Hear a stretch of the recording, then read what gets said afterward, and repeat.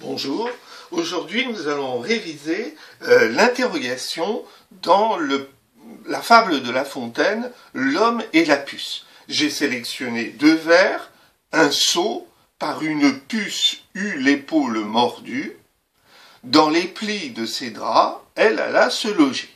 Vous recopiez ces deux vers sans souligner ni ajouter des petits numéros, nous l'utiliserons tout à l'heure. Le but du premier exercice est de transformer ces deux phrases déclaratives en interrogations totales. Alors bien évidemment, ce sont des interrogations directes que vous réaliserez avec un point d'interrogation. Et si ce sont des interrogations totales, eh bien il faut donc que les deux réponses possibles soient oui ou non. Je vous laisse composer ces deux phrases interrogatives auxquelles on puisse répondre par oui ou par non. La première solution, donc un sot par une puce eut l'épaule mordue, donne un sot eut-il l'épaule mordue par une puce. Réponse, oui, un sot eut l'épaule mordue par une puce, ou par une puce eut l'épaule mordue, et non, un sot n'eut pas l'épaule mordue par une puce. Vous remarquez que les formes de l'interrogation sont l'inversion du sujet et l'intonation interrogative avec le point d'interrogation. L'interrogation, d'ailleurs, porte sur le verbe conjugué. Deuxième phrase, dans les plis de ses draps, elle alla se loger. Encore une fois, l'interrogation va porter sur le verbe principal de la phrase, ce qui donne alla-t-elle se loger dans les plis de ses draps. Là, vous voyez que de nouveau, on a une inversion du sujet, avec cette fois-ci un T de liaison pour rendre le son plus agréable à l'oreille. On parle d'un T de liaison qui crée l'euphonie. Et le deuxième élément étant bien évidemment le point d'interrogation qui donne le ton interrogatif.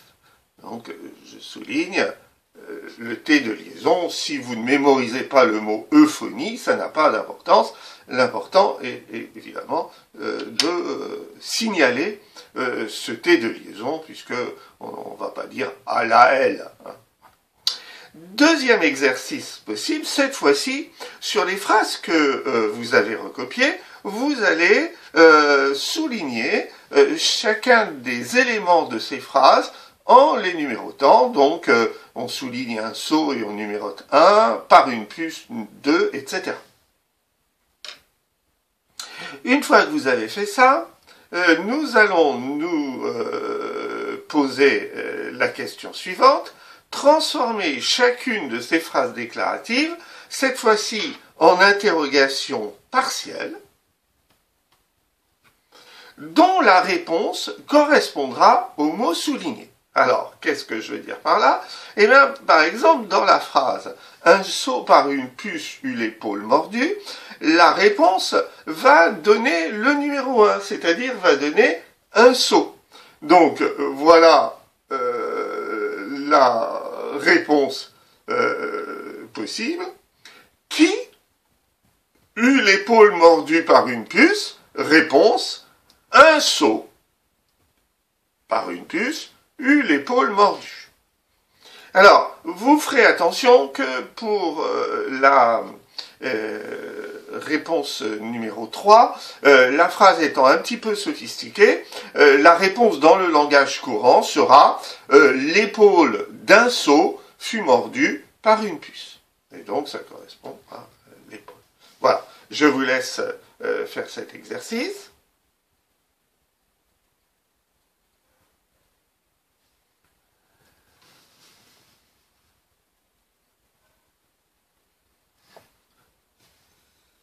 cela donne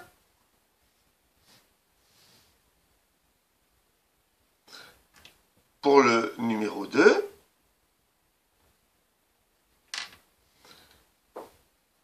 par quoi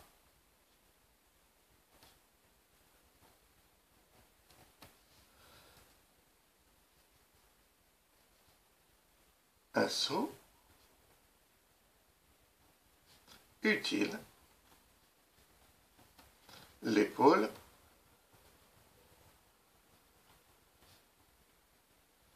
mordue. Alors vous voyez que je mets par quoi, puisque je ne considère pas la puce comme un être humain, mais si vous avez mis par qui un saut utile l'épaule mordue, eh bien vraisemblablement vous auriez fait plaisir à La Fontaine.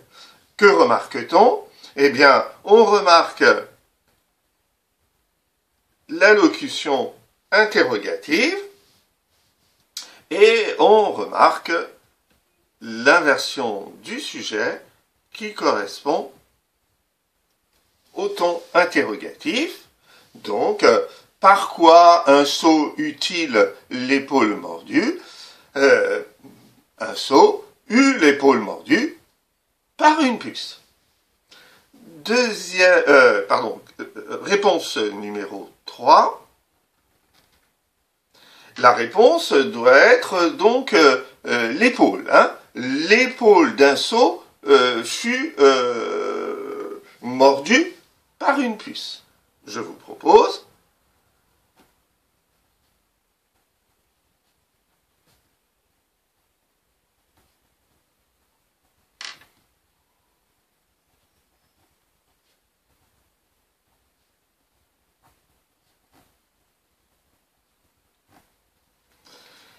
là, vous retrouvez donc le qu'est-ce qui, une locution interrogative qui porte donc sur l'épaule, hein, et qu'est-ce qui fut mordu par une puce? Réponse, l'épaule d'un sot fut mordue par une puce. Alors, vous voyez que dans la réponse, hein, l'apparition de l'épaule met mordu au féminin. On passe à la phrase suivante. Dans les plis de ses draps, elle alla se loger. Donc vous voyez bien que là, cette fois-ci, c'est le lieu qui est indiqué. Où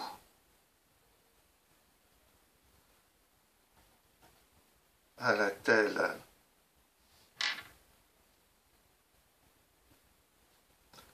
se loger? Donc le mot interrogatif qui précise le lieu, l'inversion du sujet, l'élément, le T de liaison qui crée l'euphonie et le point d'interrogation qui souligne le ton interrogatif. Et enfin, dans les plis de ses draps, elle alla se loger. Évidemment, donc, quelle est l'action qu'elle va faire plus précisément? Eh bien, cinquième.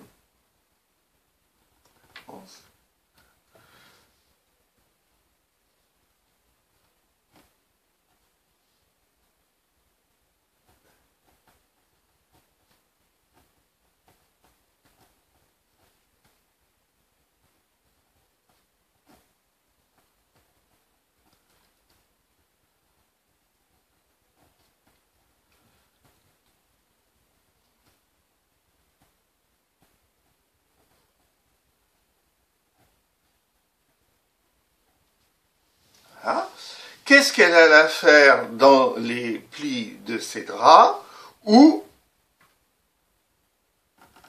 dans un style plus soutenu,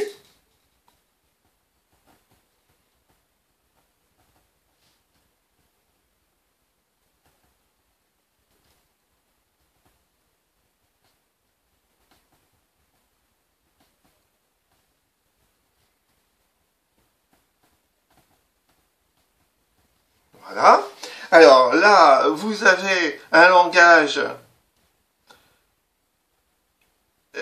qui est plus proche de l'oral, avec la locution « qu'est-ce que ». Vous voyez que c'est « qu'est-ce que » et non pas qu'est-ce qui, hein. Ensuite, vous voyez le ton interrogatif dans signalé par le point d'interrogation.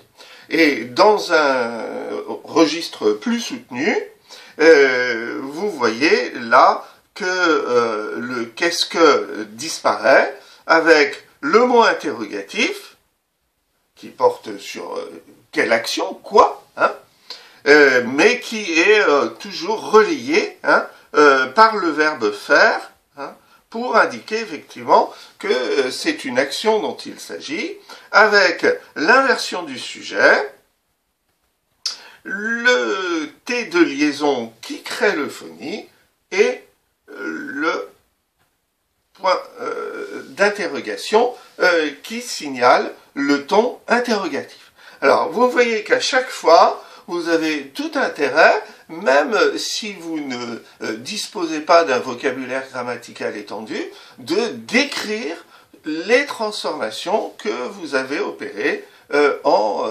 travaillant lors de ces exercices de transformation.